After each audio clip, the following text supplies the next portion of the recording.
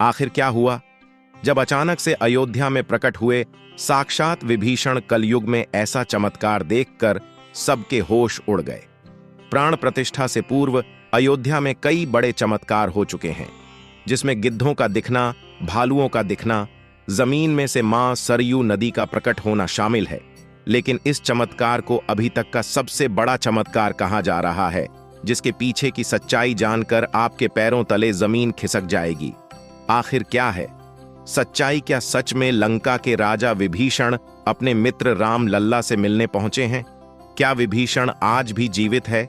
ऐसे कई रहस्यों से पर्दा उठेगा आज की इस वीडियो में। भक्तगणों, शुरुआत करने से पहले अगर आप एक सच्चे सनातनी हैं और राम मंदिर बनने से बेहद खुश है तो इस वीडियो को लाइक करें और कमेंट बॉक्स में जय श्री राम जरूर लिखें और अपने इस चैनल को सब्सक्राइब जरूर करें। अयोध्या में राम मंदिर की प्राण प्रतिष्ठा की तैयारी जोर शोर से चल रही है। 22 जनवरी को राम लल्ला को गर्भगृह में स्थापित किया जाएगा। सभी हिंदुओं को इस दिन का लंबे समय से इंतजार था। अयोध्या में 22 जनवरी से लेकर 25 मार्च तक कई खास कार्यक्रमों का आयोजन किया जाएगा। इस बीच मंदिर के गर्भगृह के निर्माण का काम 24 घंटे चल रहा है। 22 जनवरी को राम मंदिर में राम लल्ला की प्राण प्रतिष्ठा होने वाली है। किसी भी मंदिर में की जाने वाली भगवान की मूर्ति की प्राण प्रतिष्ठा का बहुत महत्व होता है। मूर्ति की प्राण प्रतिष्ठा के बिना भगवान का पूजन अधूरा माना जाता है। सनातन धर्म में किसी भी मूर्ति की प्राण प्रतिष्ठा बहुत महत्वपूर्ण मानी जाती है। प्राण प्रतिष्ठा मूर्ति स्थापना के समय किया जाता है। किसी भी मूर्ति की स्थापना के समय उस प्रतिमा रूप को जीवित करने की विधि प्राण प्रतिष्ठा कहलाती है। प्राण शब्द का अर्थ जीवन शक्ति और प्रिय मित्रों, प्रतिष्ठा का अर्थ स्थापना होता है। ऐसे में प्राण प्रतिष्ठा का अर्थ जीवन शक्ति की स्थापना करना या देवता को जीवन में लाना होता है। बिना प्राण प्रतिष्ठा के कोई भी मूर्ति पूजा के योग्य नहीं मानी जाती है। मान्यता है कि प्राण प्रतिष्ठा के जरिए मूर्ति में जीवन शक्ति का संचार होता है और वह मूर्ति देवता के रूप में बदल जाती है। अर्थात साक्षात प्रभु श्री राम अयोध्या राम मंदिर में निवास करने वाले हैं और जब स्वयं प्रभु एक बार पुनः अयोध्या आ रहे हैं तो उनके प्रिय मित्र व भक्त विभीषण कैसे पीछे रह सकते हैं? क्योंकि जब प्रभु श्री राम ने रावण का वध किया था, लंका पर विजय पाई थी और पुष्पक विमान के जरिए जब वह फिर से अयोध्या लौटे थे, तब प्रभु श्री राम के साथ विभीषण जी भी अयोध्या आए थे और कई दिनों तक अयोध्या में ही रुके थे। इसके बाद उन्होंने लंका का राज सिंहासन संभाला और लंका के राजा बन गए। यानी प्रभु श्री राम की भक्ति उनके लिए बहुत भाग्यशाली साबित हुई है, क्योंकि जो राम की शरण में आ जाता है उसका उद्धार निश्चित हो जाता है। लेकिन क्या विभीषण आज भी जिंदा है? इसका जवाब आपको बहुत जल्द ही पता चल जाएगा। हिंदू धर्म की पौराणिक कथाओं के अनुसार माना जाता है कि 8 महान विभूतियां आज भी सशरीर जीवित हैं, जिनमें से कुछ रामायण काल के हैं तो कुछ महाभारत काल के तथा कुछ विभूतियां उससे भी पहले के काल से आज तक जीवित हैं। पौराणिक मान्यता के अनुसार विभीषण अश्वत्थामा, बलि वेदव्यास, हनुमान जी कृपाचार्य, भगवान परशुराम और मार्कंडेय आर्षि चिरंजीवियों में शामिल हैं और विभीषण भी इस धरती पर मौजूद है और अनंत काल तक जीवित रहेंगे। लेकिन यह वरदान आखिर उन्हें किसने दिया, यह बड़ा जानने का विषय है। भगवान राम के अनन्य भक्त विभीषण बाल्यकाल से ही धर्मपरायण रहे। वह अपने बड़े भाई रावण के धर्म विरुद्ध कार्यों का विरोध भी करते थे। उन्होंने लंका युद्ध में भी धर्म का पालन करते हुए भगवान राम का साथ दिया। इसलिए प्रभु श्री राम ने उन्हें सृष्टि के अंत तक अजर अमर रहने का वरदान दिया। जब कल युग का अंत होगा उस समय भगवान विष्णु एक बार फिर से अवतार लेंगे, जिसका नाम कल्कि होगा। तब यह 8 चिरंजीवी भगवान कल्कि का साथ देंगे और फिर से सतयुग की स्थापना करेंगे। इसका मतलब यही निकलता है कि विभीषण आज भी जीवित है। लेकिन आखिर प्राण प्रतिष्ठा से पहले उन्हें राम मंदिर में उन्हें कब और कैसे देखा गया? प्रिय भक्तगणों, अब जो घटना हम आपको बताने वाले उसे सुनकर आपके होश उड़ जाएंगे। ये घटना है कल रात 12 बजे की। रोजाना की तरह सभी मजदूर राम मंदिर के गर्भगृह का कार्य करके अपने तंबू में विश्राम कर रहे थे।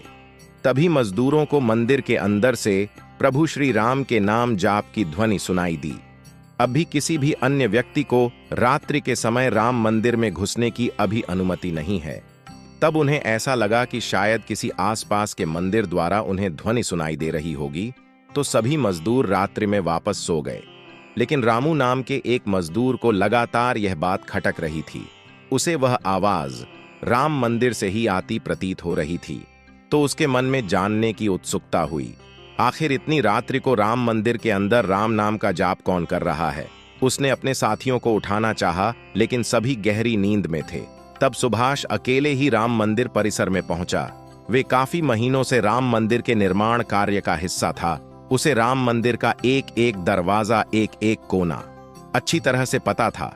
जब उसने राम मंदिर के गर्भगृह में झांक कर देखा, तो वहां पर एक बहुत ही दिव्य पुरुष, जिनके अंदर से काफी तेज प्रकट हो रहा था, वे अपने हाथों में माला लिए राम नाम का जाप कर रहे थे। ऐसा लग रहा था मानो वे काफी दिव्य पुरुष हों और किसी पौराणिक समय से आए हैं। उनके बैठने का तरीका और उनका अंदाज राजाओं की तरह मालूम पड़ रहा था। रामू यह नजारा देखकर दंग रह गया। इसके बाद रामू अपने साथी मजदूरों के पास गया और उन्हें यह सारी सच्चाई बताई।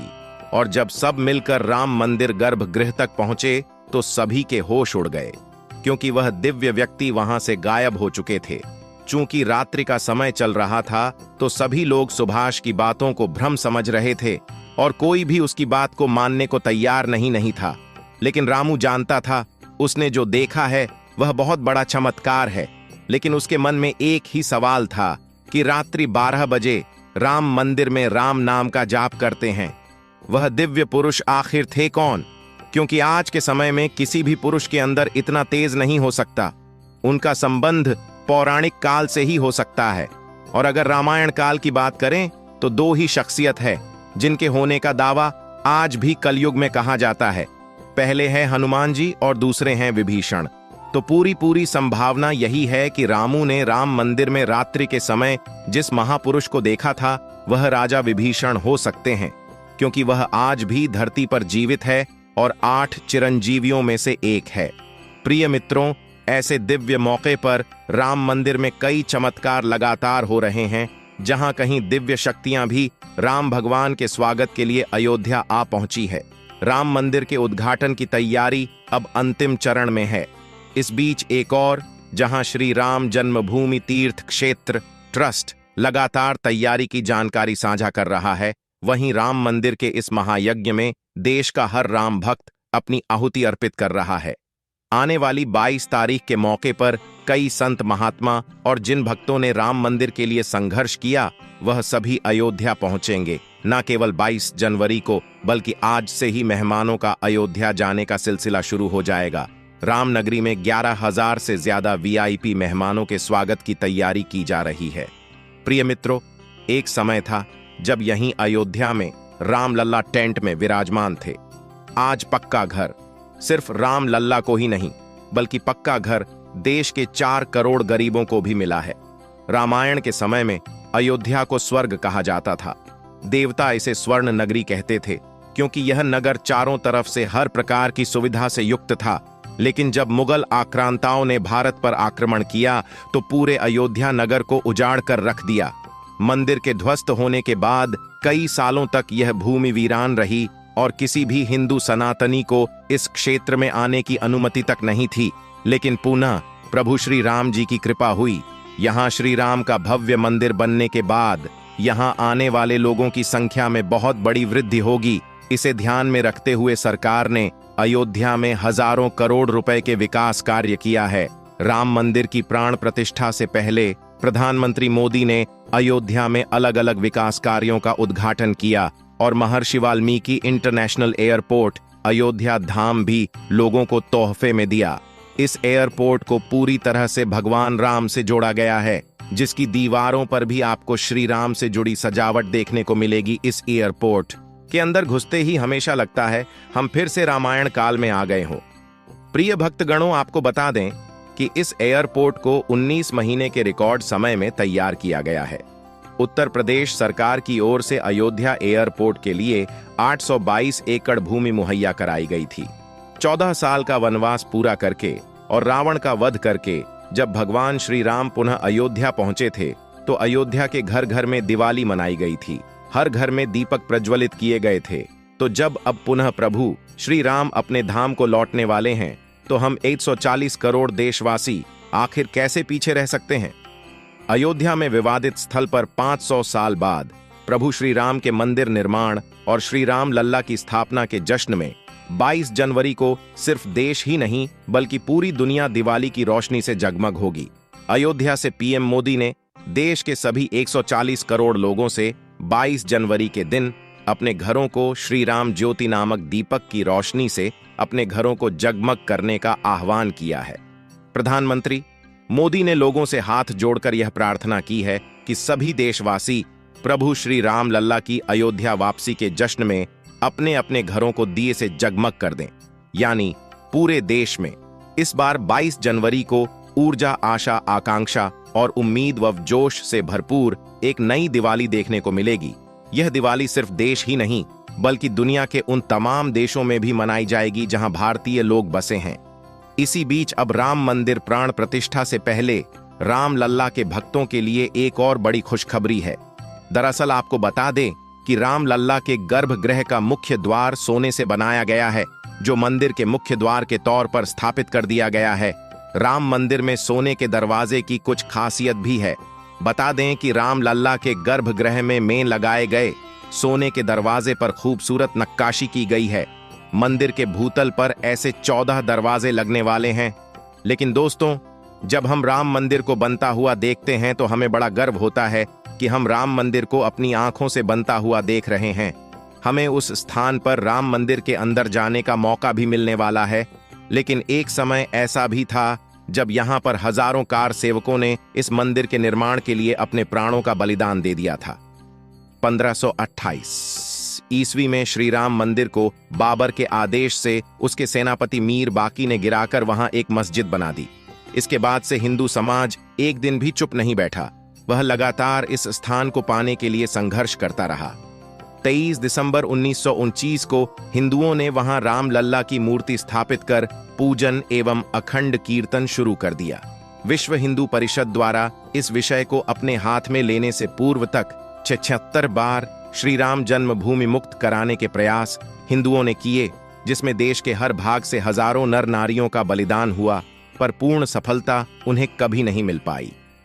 2 नवंबर 1990 को तत्कालीन मुख्यमंत्री मुलायम सिंह यादव की सरकार में कार सेवकों पर पुलिस ने बर्बरतापूर्वक गोलियां चलाई थीं, जो कि सच में एक निंदनीय घटना है। उस समय अयोध्या के वासुदेव गुप्त, राजेंद्र धरिकार, रमेश पांडे और कोलकाता के दोनों कोठारी बंधुओं सहित अनेक कार सेवक इसमें शहीद हो गए थे। प्रिय साथियों, नीचे कमेंट बॉक्स में आप इन्हें श्रद्धांजलि जरूर दें। लेकिन दोस्तों, कहते हैं जो सच होता है वो स्प्रिंग की तरह होता है, उसे जितना दबाया जाए वह उतना ही तेज गति के साथ ऊपर आता है। 9 नवंबर 2019 का दिन सुनहरे अक्षरों में दर्ज किया गया, जब सुप्रीम कोर्ट की 5 जजों वाली बेंच ने ऐतिहासिक फैसला सुनाया और विवादित जमीन हिंदू पक्ष को मिली। और अब 22 जनवरी 2024 को भव्य राम मंदिर के अंदर राम लल्ला की प्राण प्रतिष्ठा होने वाली है। इस प्राण प्रतिष्ठा के भव्य समारोह में देश विदेश की 11,000 हस्तियों का आमंत्रण दिया गया है। लेकिन दोस्तों, कुछ राजनीतिक दलों ने राम मंदिर किस भव्य समारोह में आने का न्योता ठुकरा दिया है। इसके संदर्भ में देशवासियों का कहना है कि दुनिया में देवता और राक्षस दोनों प्रकार के लोग रहते हैं। देवता मंदिर में प्रवेश कर सकते हैं, लेकिन रक्षा मंदिर के अंदर नहीं जाते। जो राजनीतिक दल मंदिर के प्राण प्रतिष्ठा में आने से मना कर रहे हैं, उन्हें इन्हें राक्षसों के साथ जोड़कर देखना गलत नहीं होगा। जल्द ही राम मंदिर आम जनता के लिए भी खोल दिया जाएगा। राम मंदिर की भव्यता, लोगों के मन में राम मंदिर को लेकर के उत्साह और साथ ही साथ अयोध्या शहर का विस्तार उन सभी बलिदानों की आत्मा को शांति प्रदान करेगा और देश के प्रगति में भी जरूर सहयोग करेगा। प्रिय भक्तगणों, आशा करते हैं कि आज की वीडियो के माध्यम से आप राम मंदिर को और उसके इतिहास को करीब से जान पाए होंगे। और प्रिय साथियों, आज की वीडियो अगर आपको पसंद आई हो तो लाइक जरूर करें और कमेंट बॉक्स में जय श्री राम जरूर लिखें।